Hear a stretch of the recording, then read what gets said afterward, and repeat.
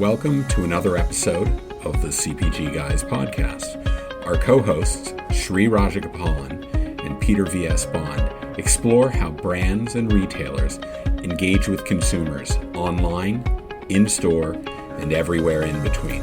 And now, here are Sri and Peter. Hello, everyone, and welcome to another episode of Consumer Engagement in an Omnichannel World. I'm your co-host, Peter V.S. Bond. I'm the Vice President of Retail Strategy at PowerViews. And as always, I am joined by my co-host. He is an e-commerce industry luminary. He is an entrepreneur. He wears many hats with a tremendous amount of CPG experience working at tiny little companies like PepsiCo and J&J and Revlon. Please join me in welcoming my co-host, Sri Rajagopalan. Sri, how you doing today? Peter, thank you so much. First of all, I want to wish all our followers and those that are actually watching this video or read this article the best of health. Hopefully we're emerging from this pandemic and life's going to be awesome for everybody. But I wanted to really thank our guest who's joined us today, who Peter's about to introduce in 1 second, because we're trying a new format for the first time. And I'm personally very excited about it. You don't have to watch just Peter and me having a discussion between ourselves about CPG and e-commerce. And we actually have a guest. And how exciting is that, Peter? Oh, it's really exciting, Sri. And I am very, very happy and pleased to introduce John Jessup. John is the founder and CEO of a company called Reputation Studio. Now, they've built a platform on top of Salesforce Service Cloud that allows their clients to use this platform to respond to ratings, reviews, and other types of user-generated content across multiple retail platforms and what have you. So I want to really thank John and introduce him. John, welcome to our show. Welcome. Yeah, thank you guys. Really appreciate having me on. I really want to take this opportunity to talk about just the power of customer reviews. We're all consumers and we all rely on reviews to make purchasing decisions. We've obviously seen the last couple months just the increased volume of e-commerce and reliance on reading reviews to make purchasing decisions. And so obviously with Amazon and with Walmart and with Target and with owned e-commerce sites, user-generated content and reviews are hugely valuable and really help drive e-commerce sales. Yeah, John, I thank you for that. I can absolutely echo what you're saying. Not only has e-commerce been going up, but the actual content being generated through e-commerce has been explosive. We're seeing that in our data.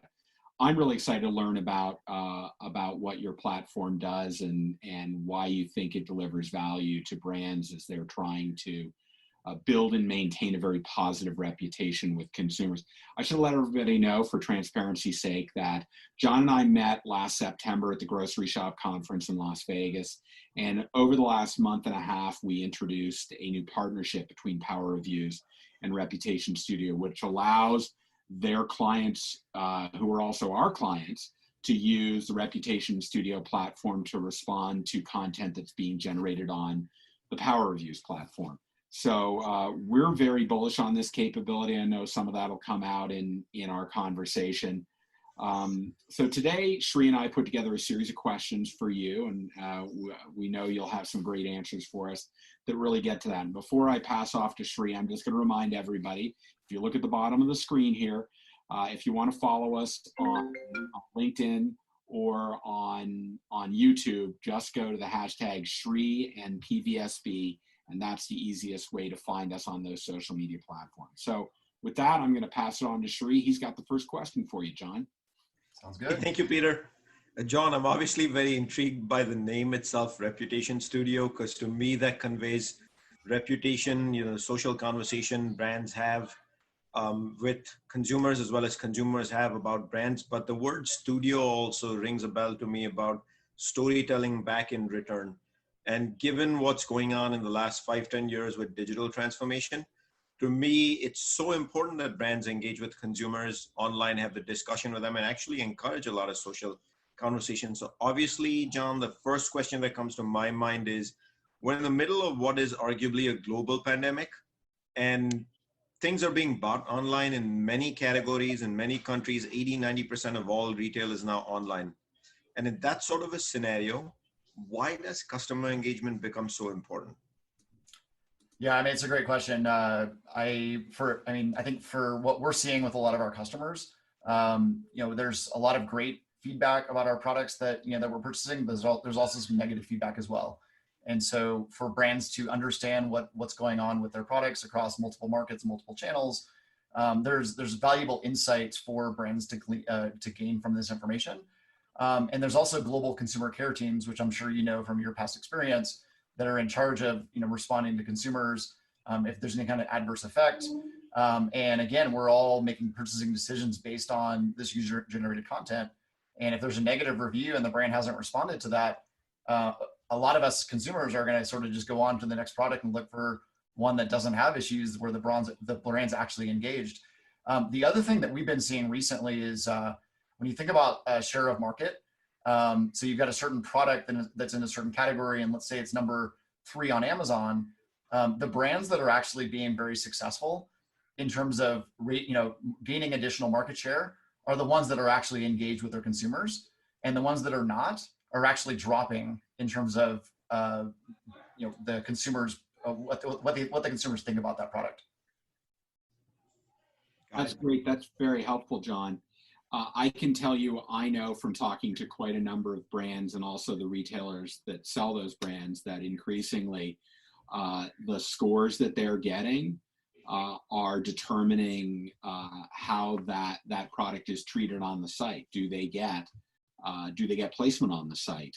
Yep. Are brands getting penalized? So I hear brands very, very focused on, I got to address these bad reviews. So what should brands be doing to address bad or low rated reviews as the terminology? And John, if I can just append to that question, in addition to what can brands do to address these bad reviews, my humble belief is every review is equally important and the consumer wants to engage, or whoever submitted the review wants to engage. Yep. So do you treat the bad ones versus the good ones differently? If you can just build that into your answer. Yeah, no, absolutely. So that's a great question. So I think it really depends on the product and the category. If there's an adverse effect where, like a consumer's taking something either topical, like on their face, or they're actually consuming it. And like there actually are FDA requirements, as I'm sure you know, where you actually have to respond within a certain period of time. And there's actually a business process that you have to follow. Obviously, if it's a 5-star review that somebody says they love it or it did wonders for them, you have more time to respond to that. We still believe that you should respond to that. But I think us as consumers, we're constantly reading reviews, making purchasing decisions based on them. But if I see that somebody's, for example, like a pet supply food, if I'm going to give it to my dog and somebody else's dog had major issues with that product and the brand didn't respond to it, I'm definitely not buying it, right? So I mean, the brands have to respond to the negative ones faster. And when you talk about SLAs, I mean, if it's an adverse effect of somebody, consuming or using that product, I mean, 3, 4, 5 business hours is pretty much like the max. But the problem is for a lot of these brands, they don't have tools to manage, they don't even know that a 1-star review's been written for a day, right? And so I've even seen a lot of brands, their SLA doesn't actually start until when they receive the negative review. But if they don't receive it, then did it not happen? And so, but obviously, if the longer that negative review is out there, and consumers are looking at it, I mean that's definitely going to affect sales. Yeah, that's great. I know from our data that if you don't respond to a negative review, that person becomes even more vocal. But if you do and you address their needs, they can actually become one of your strongest brand advocates. I think Sri and I have talked to them about that. The interesting thing about ratings and reviews is the ratings kind of occur after a consumer has conducted a transaction, they bought the product. And while consumers that are looking for other genuine, authentic feedback to help them make their purchase decision, sometimes it's not just a review. Maybe a review doesn't answer the question they have. Talk about questions and answers also as a mechanism that brands really need to pay attention to. Yeah, I mean, Q&A is really interesting. I mean, I've read in the last 2 years of starting Reputation Studio, I've probably read 10,000 questions that consumers are asking, and it's just really interesting to see what types of questions people have about products. And I've also seen a lot of really bad answers to questions, right? And as I'm sure both of you guys know, Q&A is kind of a social thing that we put into our e-commerce experience. And if I were to go ask a question and then Peter, the know-it-all Peter goes in and answers, thinking he's got the right answer, but then Sri comes along and he's like, why is Peter answering this question incorrectly? Most of the platforms out there, Amazon and Walmart, Power Reviews, they they promote that the answer came from the brand, and the brand actually has the ability to comment on somebody else's answer. So there's the ability to sort of have the brand respond to it and be like, hey, that's actually not true. This is actually the facts, right? But I think what's really interesting about Q&A as well is just it's a common theme across all e-commerce channels now. Is almost all sites have Q&A now, right? And if there's questions being asked and brands are not answering those questions, then it's kind of like what's going on, right? Like, do they not care about answering consumers' questions, right? And so I think answering questions is super important, but it's also a way to fix your content, right? If people have questions about, does this contain this ingredient? There's so many different types of questions that consumers have, right? But it's ways for for brands to understand how can they make the product descriptions better, maybe images. I've seen a lot of examples of like our customers will change the packaging. And so, the packaging's changed now, and the images are changed. And now people are asking questions: Is this still the same product? What's actually changed about the actual product that I'm going to be getting? And so, I think there's just so many amazing, use cases for Q&A, but it's super important for brands to be engaged there as well. My humble opinion is all of this should be non-negotiable for a brand. I mean, if you look at how much has changed in the last 2.5 decades have been CPG. Reputation was primarily legal or attorney oriented, and a brand, if it was like an absolute adverse event that somebody put an ad out in a newspaper complaining about something, class action lawsuits. Now it requires one consumer and one review to change the game completely. And I feel the reason why brands struggle with this and are in dire need of help with folks like yourself and Reputation Studio is the ecosystems brands have aren't built for answering every single consumer. And the focus on marketing traditionally has always been mass marketing, like emotional based mass marketing. And so has the follow through with consumers in many ways. So, one of the things I feel strongly about is brands struggle with this because things are sold, their brands are actually sold on so many diverse channels. It could be B2B, B2B2C, B2B2B, it could be B2C, it could be via a retailer to a consumer at a pickup point, could be click and collect, just plethora of ways, or just even direct to consumer. So what are all these various channels that a brand should be monitoring and respond to? Do you address all of them? Do you cherry pick? Is it like the top 5%? Like, how do you actually get a good grip on this? Yeah, no, it's a great question. So we really so about 2 years ago, we started with Amazon because that's what we were hearing from most of our customers was like the most important, but also the most challenging channel.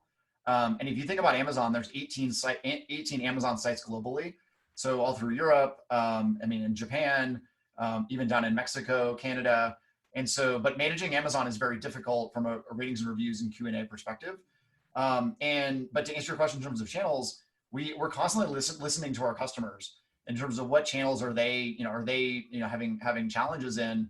Like Flipkart in India has been a really interesting one that we've added for the past couple of months because of customers, seeing a lot of review volume there. And I think the right way to look at it is volume. Like how many reviews are being posted on those channels where there's actually recent reviews, right? We do have customers that come to us and they're like, hey, like, what about this review channel over here? And I look and there hasn't been a review posted on there for 2 years, right? Oh, gosh. So I'm like, there's no point in looking at that channel because consumers aren't really there. But I think it's also in terms of countries, right? Like there's a lot of e-commerce sites that I've learned of over the past few years that I had never heard of, right? Like there's Lazada and Shopee in like Singapore. Obviously, we're all familiar with Tmall. The review volume on Tmall is insane. I saw yesterday with one of our clients, they had like 4,000 comments on a product in one day on Tmall. Wow. Wow. So the consumers are super, focused on it. There was a lot of negative stuff being said too, like, so that's crazy. But going back to power reviews too, I mean, a lot of these brands that we're working with, they have, they have 40, 50 brands they have to manage. And I mean, as you guys both know, the e-commerce teams are typically the ones that are in charge of like the UGC strategy, but they're not the ones that are like, that know the details of a particular product that's under a certain brand, right? And so one of our big strategies is getting the digital capabilities in the hands of the people that actually know the answers, and that are actually judged, like their performance of their job is managing customer and consumer engagement. And so that's honestly what I love most about helping these companies like achieve digital sort of capabilities that they've never had before, is getting the information in the hands of the people that are actually in charge of that part of it, right? And the other thing I've seen too is there's a lot of these companies that use BPOs, and they'll use a BPO in a certain, if you're not familiar with BPO, it's a business process outsourcing, but they'll use a certain BPO in certain regions, right? So they might have a BPO in Europe, and that BPO speaks German and Italian and French. They might have a BPO in the US that's managing Canada and North America. And what's good about a BPO is they have the ability to scale up their resources quickly, right? And so, there's two ways to streamline a business process, right? One's with technology, the other one's with actual process, right? And so what the BPOs have is they have the ability to add more bodies to something, right? And so I think that's kind of the key, is being able to sort of outsource certain aspects of it, but also have the brand still have visibility over what's going on across these channels, and being able to track SLAs and know how they're doing when it comes to response. Okay. Yeah, before we get into the next question, one of the things that came to my mind as you were describing Tmall and you were describing Flipkart was, does Reputation Studio handle multiple languages and language translation? Because I got to imagine not every review is in English. Yep. Yeah. So translation's been a huge thing for us. And it's actually been so and I'm actually kind of shocked, but the Salesforce ecosystem, which I've been a part of for like 15 years, doesn't really handle translation well. So we actually had to build our own translation capabilities, and we've actually just started doing that as just a core feature as well, right? So because if you think about a call center, like an email comes in, or a web chat, or like a web form post, and that's in German, and the corporate offices in New Jersey, like I don't speak German, right? And so translating that from German into English, so the corporate can understand what's going on. Also, a lot of the AI tools, like the sentiment and intent tools, don't actually handle multi-language very well. And so what we've done is, in terms of, we'll translate like a review or a question into English, and then run the analysis against it. And Google and Microsoft, their translation capabilities are pretty amazing now. And it's also very inexpensive, right? To translate 50,000 reviews is like $500. Whereas before in the past, like it would be pretty expensive to actually translate that with good quality. Well, that's actually excellent to lead into the next question I had. Let's flip the lens. We've been talking more about the brand's expectation to respond to the customers. From your research, what do customers expect from a timeliness of response to content or feedback that they've shared with brands? Yeah, so I think it really depends on the channel, and the type of product that you're on. But what we see is, consumers really want to know that they've been heard, and they'll typically give a company a day or two to respond to them, and then most of them will kind of write you off after that. And so I think from a response speed, definitely responding quickly is key, but definitely responding to those negative ones quickly. But I don't know. It's I can be kind of curious, like your feedback or Shree's on that. Like, is you as a consumer, like how, if you were, I assume you guys write reviews, like how fast do you expect a response? Personally for me, because I'm in the e-commerce space and I've been an e-commerce leader for very large brands, for me, anything more than 24 hours is just I feel like it's an offense to the consumer. It's just wrong. Yep. You're offending the consumer. You're much more patient than I am, Sri. Especially when it comes to other forms of feedback and what have you. If I've got a problem with an airline and I sent them a message through direct message in Twitter, I want them to respond back to me within minutes. But yeah, for ratings and reviews, I'm probably a little bit more tolerant. But yeah, 24 hours to me is at least a business day. You know, if I send something on a Saturday, I think I'm realistically understanding I'm not going to get a response until Monday. But that's usually what I want. But I think it's also kind of interesting, right? Like, there's been a lot said around, one day delivery, right? You could order something today and it's there tomorrow, but then we have the same, and that you're actually like putting something in a box and shipping it to somebody. Yeah. And we have the same expectation that if I'm not happy, they have the same amount of time that it took me to get the product to them to have the brand actually respond to them, right? It almost seems like the faster fulfillment gets, the faster our responses should be. You bet. Yeah. So John, what comes to my mind is we just had a short conversation here about how brands have to respond within a certain time period, which is dynamically evolving. I said 24 hours. Peter said as fast as possible. Consumers are reasonable, I think, for the most part, in understanding weekends and time zones and things of that nature. But just before that, we also talked about the number of platforms a brand can be in. Therefore, if you wear a brand lens and it's about a SKU, you probably are overwhelmed as a brand manager with the amount of responses you got to get out there and the speed and dynamism with which you got to get out there. So are there like any specific technologies, automation that can help a brand do this quickly and dynamically so they can keep up with the space and also make sure that it actually helps them talk to every consumer who does want to engage with them? Yep. No, 100%. And I mean, the first thing is just consolidation. You've got to figure all the channels that you care about. And I would argue that all of the channels are important, but consolidate everything into one platform. And there's definitely a lot of automation you can do in terms of routing it to the right people. And so we had talked about, you might have a company that has 40 brands, making sure that, if you've got, a team that knows that a certain particular brand really well, like automatically routing those to them. And also tracking SLA, right? I mean, say you come in the morning and there's 100 reviews that you need to respond to that morning, making sure that they know that these are the older ones and these are the newer ones. And so being able to sort based on that, that's huge. Also, like response templates are really helpful. And having the response templates be channel specific and rating specific. So you can have a Lysol 1-star review template. And this is where the AI piece comes in too, is if we know that it's a 1-star review about the scent, we can sort of filter down. You might have 100, templated responses for a brand, but you can, based on the context and what the consumer sentiment and intent is of the review, you can sort of narrow it down to, this is a negative review about the scent. Here's 4 or 5 things that, we might say with our brand voice around if people are complaining about the scent.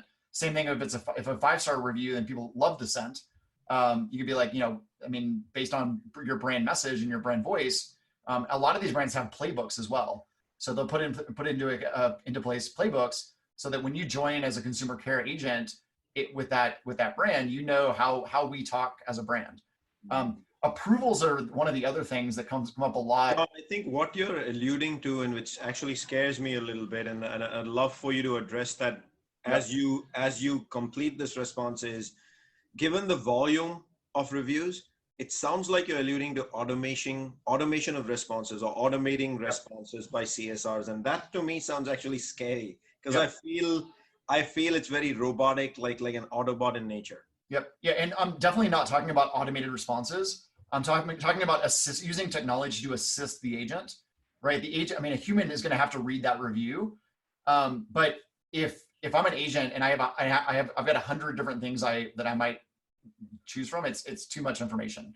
And so it's about guiding the agent down the path so that they can answer the customer quickly and efficiently, right? The other big things that, we talked earlier about adverse effects.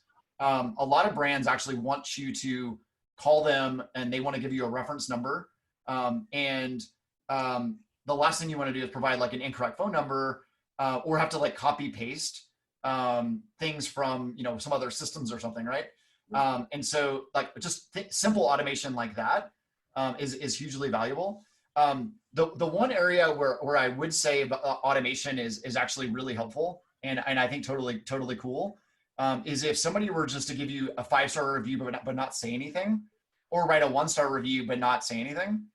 I think the brand is okay like they're saying thank you for the 5-star review. I mean, there's not really anything like additional context that I can tell from that. Or if I, you know, and this actually happens a lot on Google. You can actually rate like a company with a 1-star review but not say anything.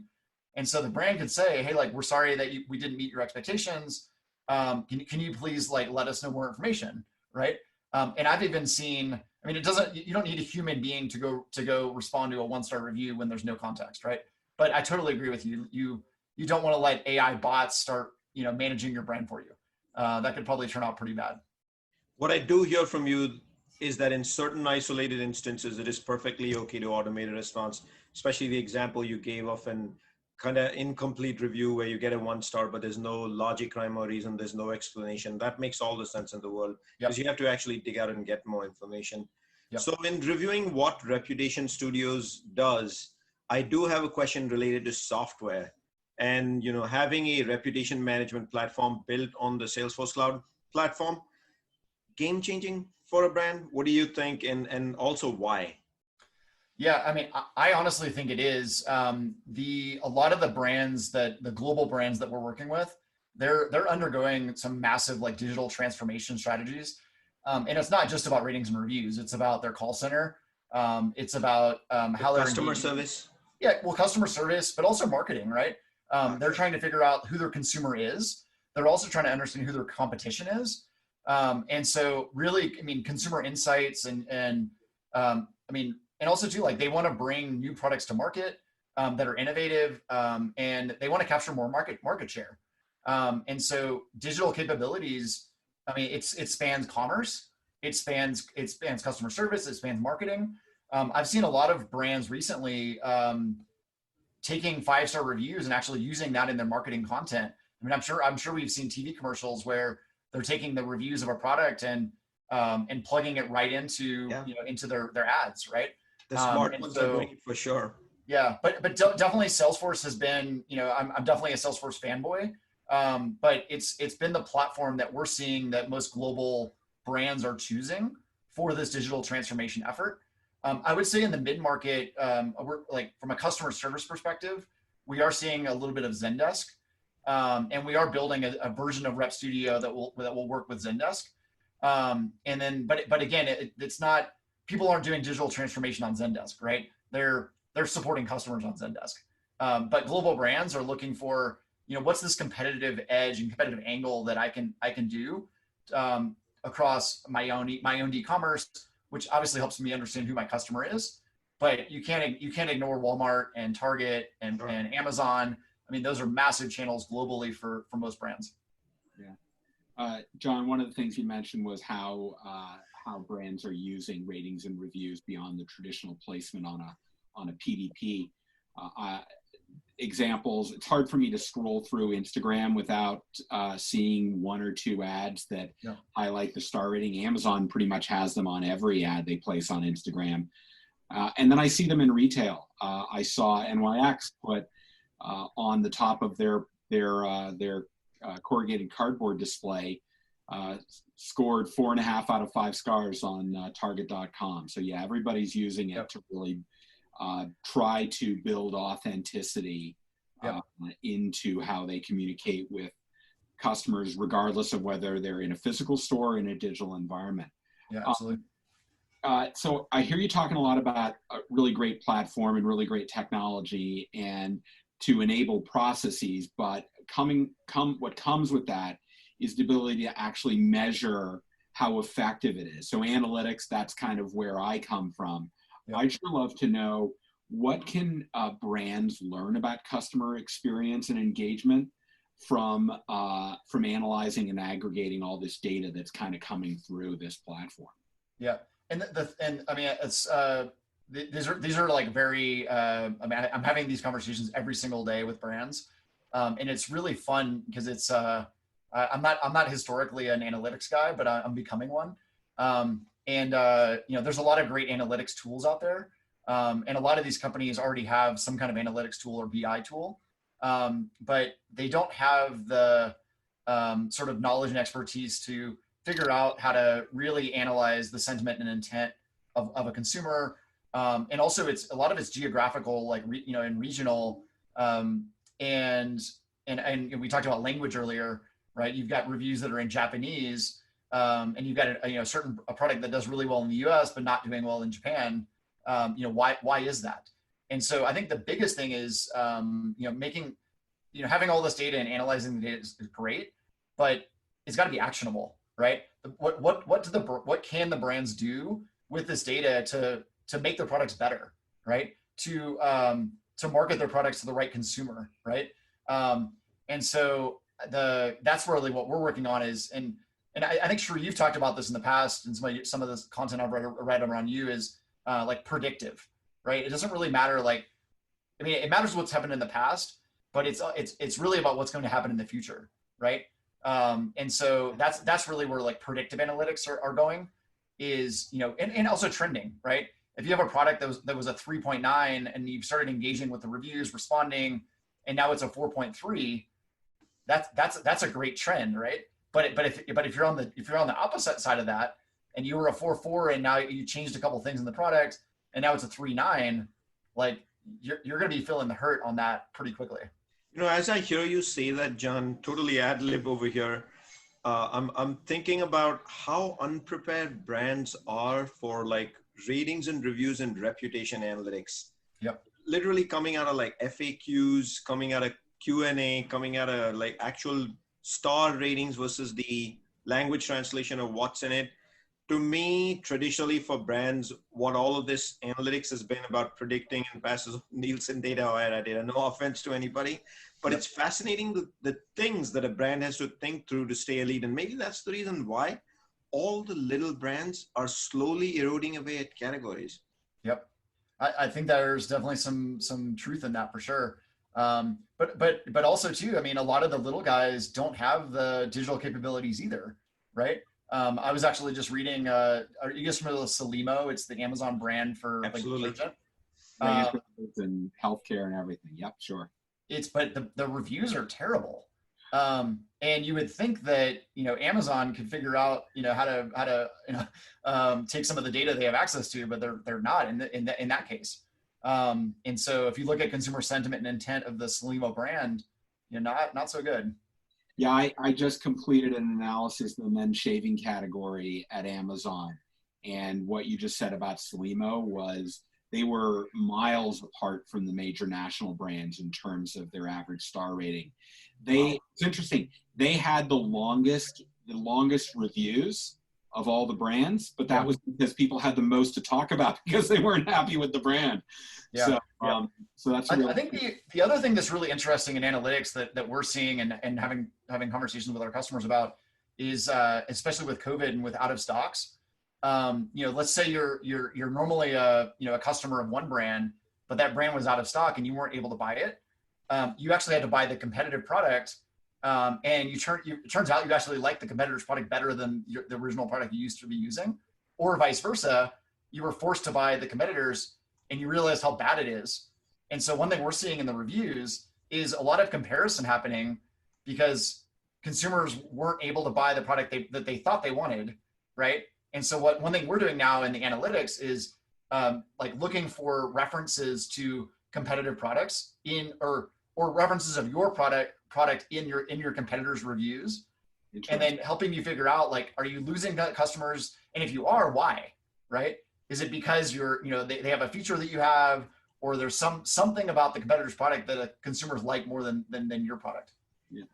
John, this is great. I have one last question for you. Yep.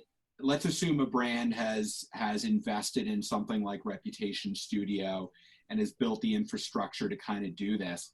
What are they doing to ensure that they are making the most of all of these capabilities to actually turn it around and go from a 3.5 to a 4.4 average star rating? What are the other practices they need to put in place to make this work? Yeah, I mean, I think it's a lot of the stuff we've already talked about, but sort of, to sort of recap it, it's consolidating, it's doing some good analysis on it, and understanding is it a problem with my product? Is it a problem with my content? Obviously, fixing content is a lot easier than fixing your product, but also getting R&D involved. And I mean, one of my favorite lines is the best way to have a 5-star review is to have a 5-star review, right? Or to have a 5-star product. Yeah. Hey, brands, please listen to John. Yeah. Can you say that one more time, please? That's like honey. Yeah. And so, but it's funny, like when R&D is not involved with the consumer engagement, it kind of blows my mind, right? It's like, travesty. These are the guys that are in charge of making the product, and if they're not listening to what consumers are saying, I just read some kind of high level information for a big global brand that we know, and they said they meet monthly to review consumer sentiment. I'm like once a month is like how the best you guys can do to like figure out what's going on with changing every day. And so I mean I would say probably twice a week we should be meeting and figuring out what's going on. Are there things we can do to tweak certain things? And a lot of it's customer expectations, right? Like if you have a $30 item and the expectations are that it's a good product, not a great product, consumers are like, okay, I'm buying the cheaper version of this, right? But I don't know, and I think the other big thing is just the AI aspects of this.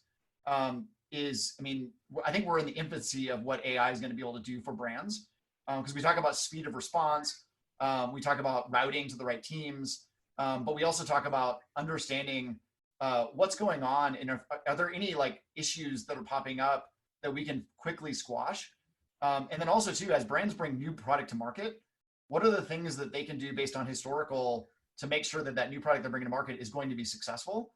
Because if I were to launch a new product in the first 30 days, it's a 4.8, that's a game changer for brands, right?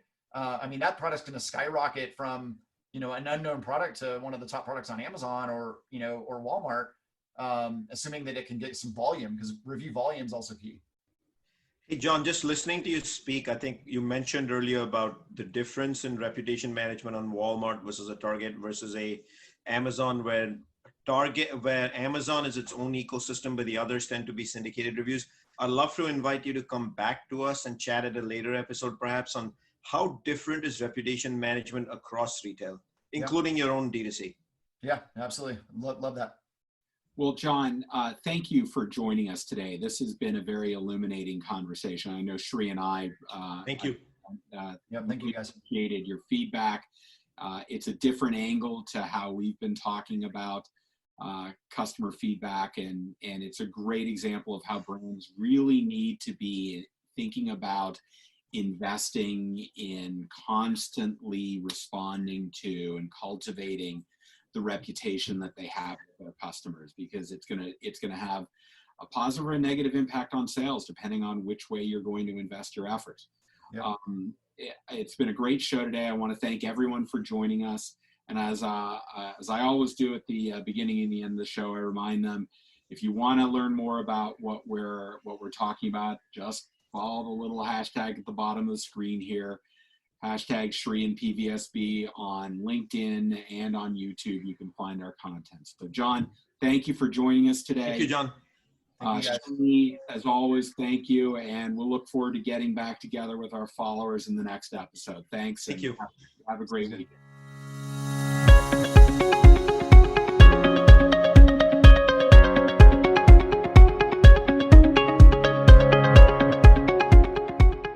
The content in this podcast episode is provided for general informational purposes only. By listening to our episode, you understand that no information contained in this episode should be construed as advice from CPGGUYS LLC or the individual author, hosts, or guests, nor is it intended to be a substitute for research on any subject matter. Reference to any specific product or entity does not constitute an endorsement or recommendation by CPGGUYS LLC.